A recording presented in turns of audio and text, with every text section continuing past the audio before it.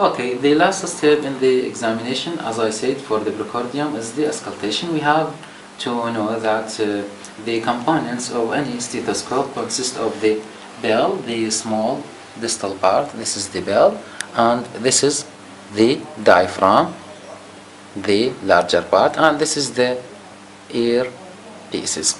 The ear pieces should be directed anteriorly like this to fit properly with the external auditory meatus, and initially we have to listen through the diaphragm.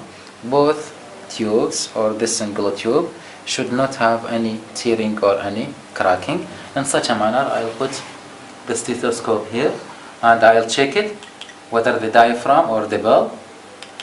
Okay, I'll listen over the cardiac area, starting from the mitral area, then tricuspid area, pulmonary area, and lastly at the aortic area, and asking the patient to hold the breathing if I heard any abnormality in such a manner. I'll put my left thumb over the carotid artery to hear and listen carefully for the cardiac sound, whether it coincides with the carotid impulse or it occurs after it.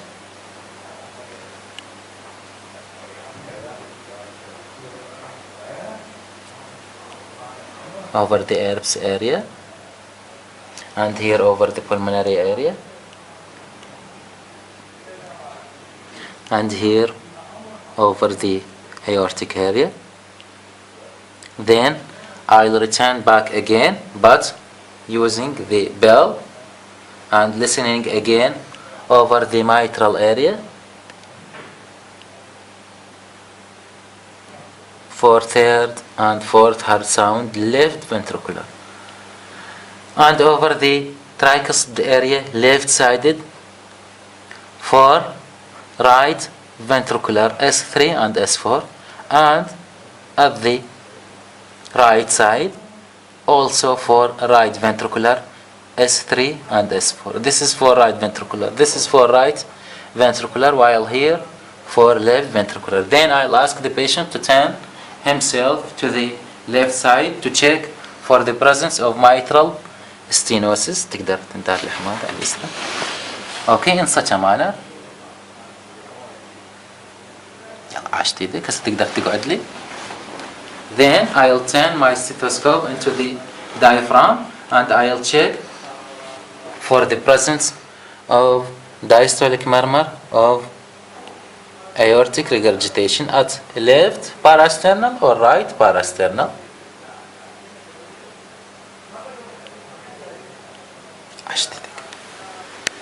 This is really the basic principles of the auscultation. When you want to auscultate the heart, you have to know that the components of listening should include the first heart sound, second heart sound, and any added sound. Added sound may take the form of a click, ejection click, prosthetic heart click, or mid-systolic clicks of MVP, and opening snap of mitral stenosis, pericardial rub, or the murmur.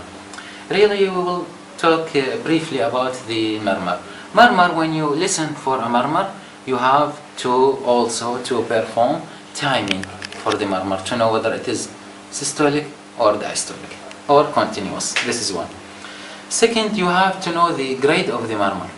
Grading of the murmur, starting if it is systolic murmur, starts from grade 1 up to grade 6, starting from very, very soft murmur into very high murmur. But the most important point is that grade for a murmur which is associated with a thrill. That's to say, we have to know whether there is a thrill or not to grade the murmur. This is point 2. Point 3, to know the character of the murmur. The murmur, is it blowing murmur? Is it harshing murmur, rasping murmur, or machinery to and fro murmur, and so on, from the character of the murmur.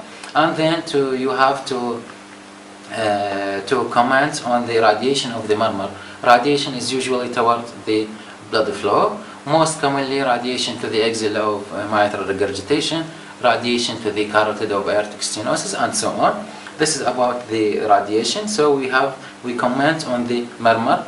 First of all, area of maximum intensity. Where the murmur is maximally intensified, being very loud, and character of the murmur, grade of the murmur, radiation of the murmur. And sometimes for postgraduate student, really the examination committee, they ask about the relationship of murmur to the respiration and for certain maneuver. Okay, I suppose that I will hear a murmur for this volunteer. Really, he's not a patient. Let's suppose that there is a murmur, for example, here. I had listened for it. So how I can perform this maneuver? First of all, when I listen to it, I'll perform timing. A murmur which comes with the carotid wave is usually systolic. That occur with the first heart sound is systolic, while a murmur which comes immediately after the carotid wave or immediately after the first heart sound is diastolic murmur. Murmur which occurs throughout all the systolic, through all the carotid wave or S1 and S2 is called continuous. So this maneuver is performed to time the murmur. Second, I have to check where the murmur is maximally localized from this area. This is area of maximum localization, and then the character of the murmur, and then for the radiation. For example, here if I hear a radiation till the axilla, or here if I hear a radiation, and then the effect of respiration, inspiration and expiration. حمادة هسه تاخذ وتتنفس بحلقك من حلقك. اي عشت ايدك هاي هي. Then I'll perform the cardiac maneuver. How I can perform the cardiac maneuver? We have many maneuvers usually, but what is performed? Hand gripping, passive leg raising, and ask the patient to perform Valsalva maneuver, and squatting and standing maneuver, and I'll show some of them now. I'll put my stethoscope over the presumed area of maximum intensity, and I'll ask the presumed also patient that he will perform Valsalva maneuver in such a manner. حمادة بس تاخذ لي نفس. شوف ايش راح اسوي انا. من اخذ نفس وتصم خشمك هيك وبتنفخ هيك بحيث ما يطلع الهواء. اوكي يلا من اقول لك يلا. اوكي هاي هي عشت ايدك for a few seconds, and then I'll perform hand gripping. هاي ايدك عشت ايدك. Also passive leg raising. عشت ايدك. And then I'll ask the patient to perform squatting posture, and then standing from squatting. وهذا تقدر تجينا هنا. تقدر هنا تجينا.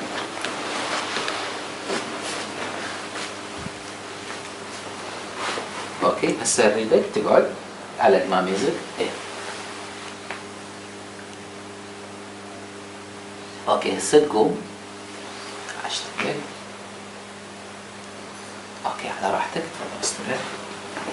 Okay, what I would, or I had performed this maneuver, really, we have the mitral valve prolapse murmur and murmur of hypertrophic cardiomyopathy. Both these murmur increase with the Valsalva maneuver and increase with standing from squatting posture, while most of other murmur decrease with these two maneuvers. The reverse is true for other maneuver, that's to say hand gripping or passive leg raising and squatting from standing decrease mitral valve prolapse murmur and the murmur of hypertrophic cardiomyopathy, while increase the intensity of other murmur.